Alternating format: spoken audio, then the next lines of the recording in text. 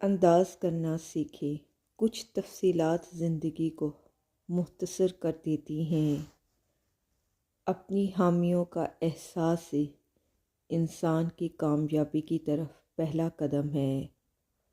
حضرت علی رضی اللہ عنہ نے فرمایا، کبھی کسی کے سامنے اپنی صفائی پیش نہ کرو، کیونکہ جس تم پر یقین ہے اسے ضرورت نہیں ہے، اور جسے تم پر یقین نہیں ہے وہ مانے گا نہیں۔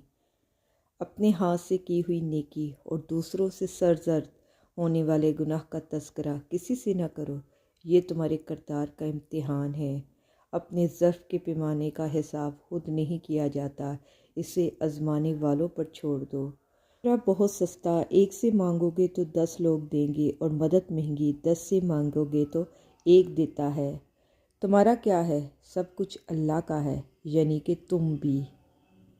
گھر کا صرف نام آسان ہے، گھر بساتے بساتے بڑا وقت لگ جاتا ہے۔ بہت سی باتوں پر صبر کرنا پڑتا ہے، بہت سی باتوں کو نظر انداز کرنا پڑتا ہے۔ صبر، تحمل، برداشت اور سمجھوتے گھر کے گر ہوتے ہیں۔ اگر آرزوئیں گھوڑا بن جائیں تو ہر احمق شاہ سوار کہلائے گا۔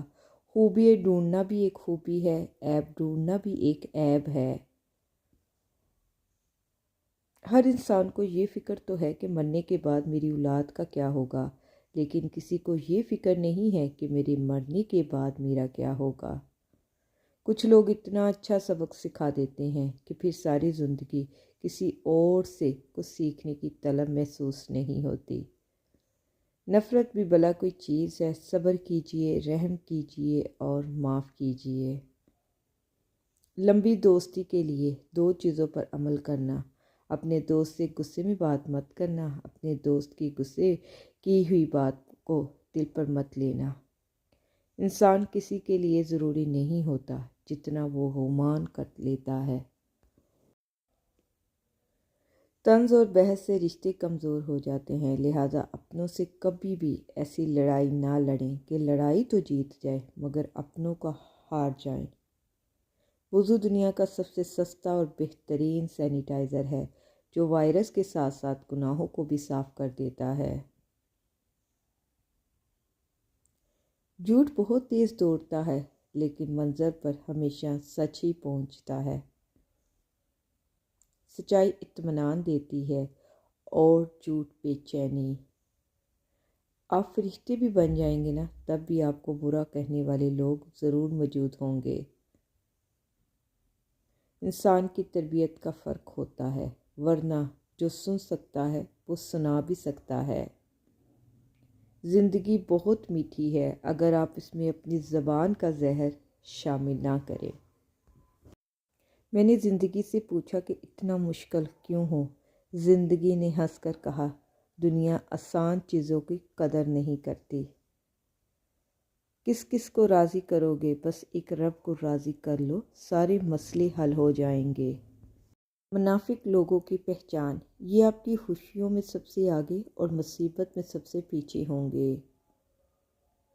3 چیزیں انسان کو باکمال بنا دیتی ہیں، وہ کون سی ہیں؟ ٹھنڈا دماغ، میٹھی زبان اور نرم دل۔